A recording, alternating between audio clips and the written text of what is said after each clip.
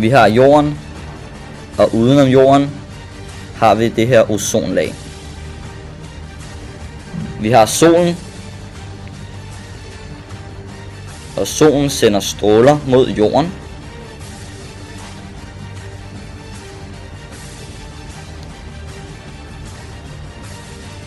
%20 af de stråler bliver reflekteret i ozonlaget.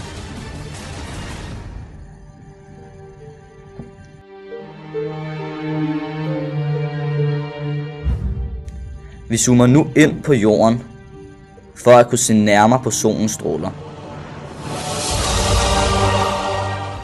23% af solens stråler bliver reflekteret af skyerne og sendt ud mod universet igen.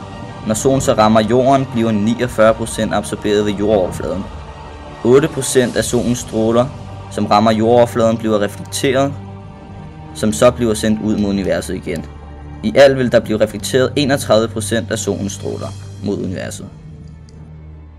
Men af den solstråle, som rigtig skulle ud i atmosfæren igen, vil en del af den blive reflekteret ned mod jorden. Problemet ved det er, at ozonlaget bliver tykkere og tykkere, hvilket resulterer i, at mere af de 31% reflekterede solstråler vil blive inden for ozonlaget. Det er det, som vi kalder for drivhuseffekten. Drivhuseffekten er dog vigtig for livet på jorden, for hvis der ingen drivhuseffekt var, så vil jordens gennemsnitlige temperatur være minus 18 grader. Men hvis drivhuseffekten er for stor, vil det have problematiske konsekvenser.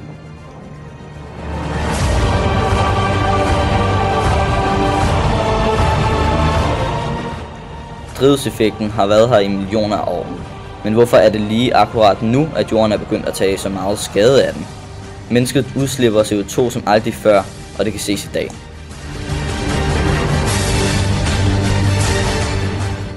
Som vi kan se på denne graf, så har indholdet af CO2 i atmosfæren været markant stigende i løbet af de seneste 50 år. Og hvis vi sammenligner den forrige graf med denne graf over menneskets udslip af CO2, så følger de to grafer næsten hinanden. Og hvis vi så sammenligner de to forrige grafer med denne graf over gennemsnitsstigning af temperaturen i verden de sidste 100 år, så følger de tre grafer næsten hinanden.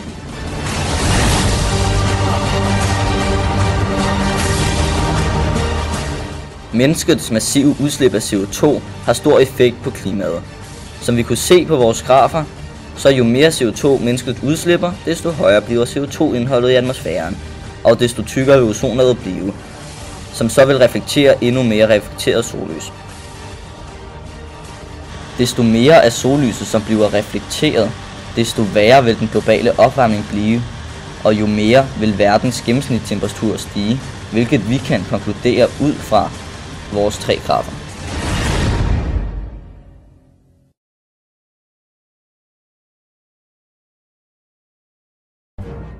På jordens grænse til rummet, ca. 15 km oppe over jordoverfladen, ligger temperaturen på omkring minus 45 grader Celsius. Dette skyldes, at skyerne er så hvide, at de spejler næsten al partikelstråling ude i rummet igen.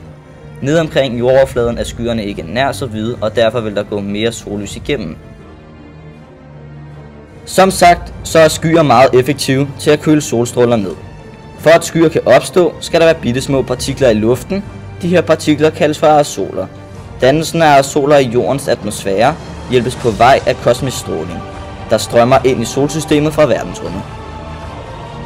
Mængden af kosmisk stråling, der får lov til at ramme jordens atmosfære, bestemmes af solaktiviteten, og derved vil et udsving i solaktiviteten have en betydning for skydannelsen, og dermed også for klimaet. Beviset for, at et udsving i solaktiviteten vil have en betydning for skydannelsen, kan vi finde ved et fænomen, som kaldes Ford-Bush-stykke. Ford-Bush-stykket er et udsving i den kosmiske stråling. Den laver et dyk i mængden af den kosmiske stråling, som rammer jorden i en periode på et par uger. Det vil reducere antallet af aerosoler i den lavere del af atmosfæren, og derfor dannes der færre skyer. Det flydende vand, som normalt bindes i aerosolerne, vil nu optræde i form af vanddamp, og derfor ikke skærme for sollyset, hvilket vil betyde, at sollyset har fri adgang til havoverfladen, som så bliver varmet op. På tegningen til højre kan vi se, når skyerne reflekterer sollyset, og på tegningen til venstre kan vi se, når et Ford-Bush-stykke sker og netop lader sollyset passere frit igennem.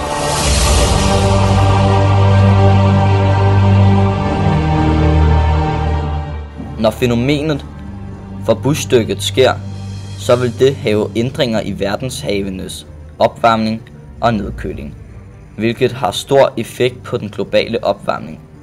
Men for busstykket sker ikke over en længere periode, men det har stor effekt på klimaet både i og efter perioden.